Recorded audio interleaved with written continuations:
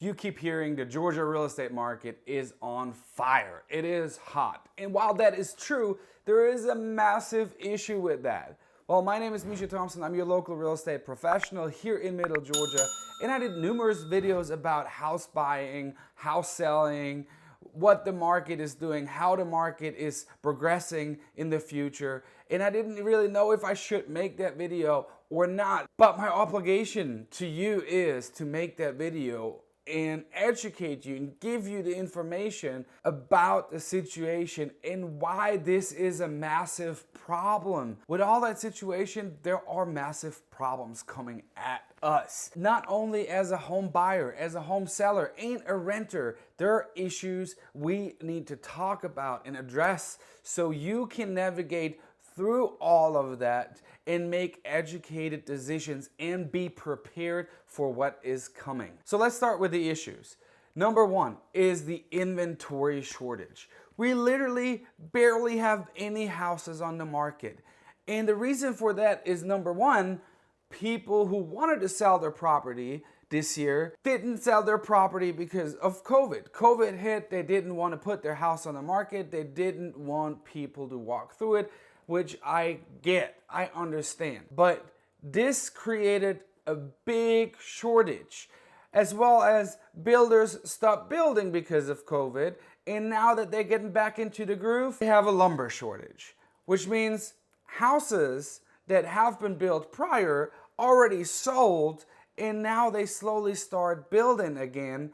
And they can't build as fast as they were building before COVID because there's no lumber. And a problem sellers face is, if they put their house on the market and they sell it, are they even able to purchase a new home in the same market or in a different market, because it is that hot? And they're gonna end up being in a multiple offer situation where they might pay more for the house that the house is actually worth just to get it. Look, I have some good tips at the end of this video that help you navigate through that difficult situation and the hot market, so stay tuned for that. But I really have to go through all those issues we're facing so you know what is going on and that it is a real problem we're having right now. I'm telling you, I had people PCSing from New Mexico to Warner Robins, to Robins Air Force Base. And we put offers on 4 different houses. And every time there were at least 5 to 10 offers, and we got outbid. I get that a lot of people want to move to Georgia because of tech companies, relocating here, the movie industry relocating here. And there's a lot of job opportunity, and I get that.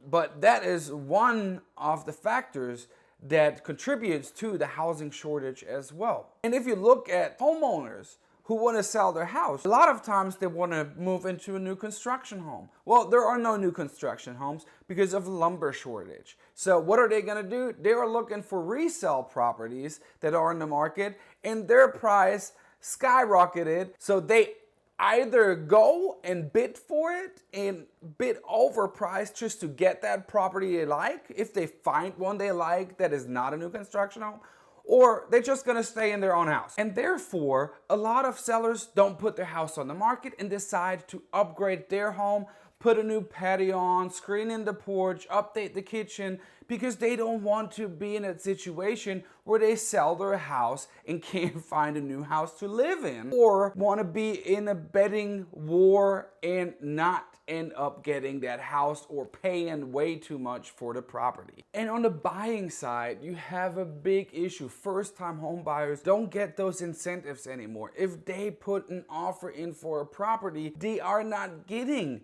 the closing cost anymore. They are not getting a home warranty because there's so many other offers that don't ask for them. They pay their own closing costs and pay way above list price. The American dream of owning your own property pretty much got smushed. It is harder for first-time homebuyers to own their own home. I experienced that literally people do waive the appraisal. They do not ask for any closing costs. They pay 10, 20, even $30,000 over list price to get the property. And that's insane. They literally have to pay the difference out of pocket. First-time home buyers cannot do that. Most of the time, they just cannot do that. And that's pretty sad. I, as a real estate agent, want to help people fulfill that dream and get into their own property, owning their own home. I don't want them to get out and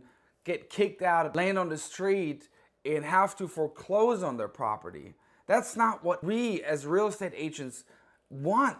And it's just frustrating right now. Well, a lot of people now think, well, then I'm just gonna go and rent. I don't need to buy a property right now, but I go rent a property and I'm good. Well, there's the next problem. Because of all the skyrocketing home values and skyrocketing home prices we are experiencing, the rent prices will go up as well because property tax will increase dramatically. Just because the property values are not going gradually up, they're just skyrocketing. And that is a big issue for renters as well, because properties you might were able to rent last year, you might cannot afford right now.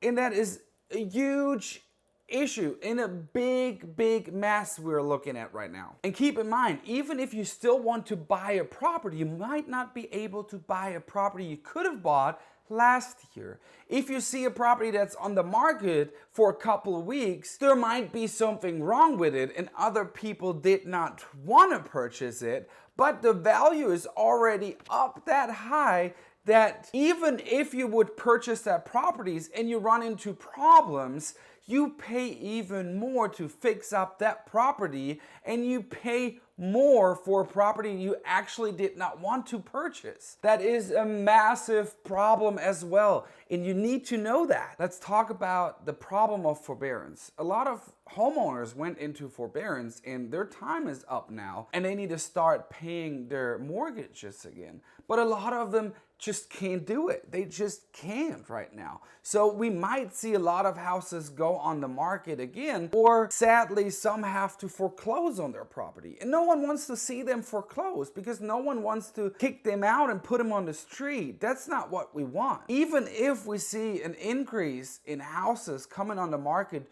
due to the forbearance ending, it will not equal each other out. We will still have a low inventory and the market still will be hot. I don't see that this will equal each other out, and we still have the same issues for buyers and sellers. Tip number one is literally get your finances squared away. Get pre-approved, please. It's always important to get pre-approved before shopping for a home, but now it's more important than ever to have that pre-approval on hand.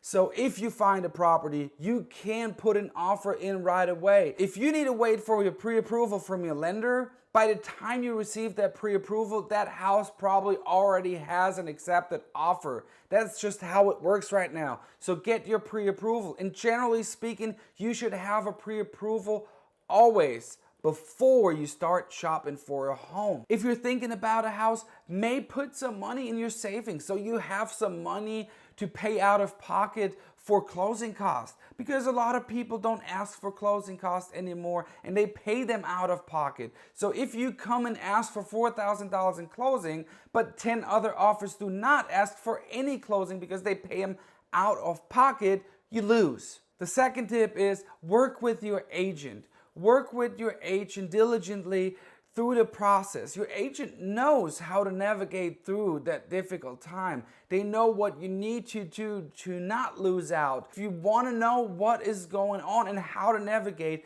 work with your real estate professional. Make sure to work with your agent, have a plan in place, and be educated about the process. That is your best bet. That makes a huge difference in your home purchasing process. Last tip I have is, if you have a home and you need to sell it, make sure it is under contract before you look at other properties, because contingencies also don't work very well right now in our current market. But if your property is under contract already, you have a better shot of getting your offer accepted. Sorry I hit you with that shocking video today. My intention was not to scare you off at all. There are houses available. I just want you to make an educated decision, to be educated, and to know what's going on. So if you enjoyed the video, like, subscribe, follow, comment, everything you can. I hope to see you in the next video.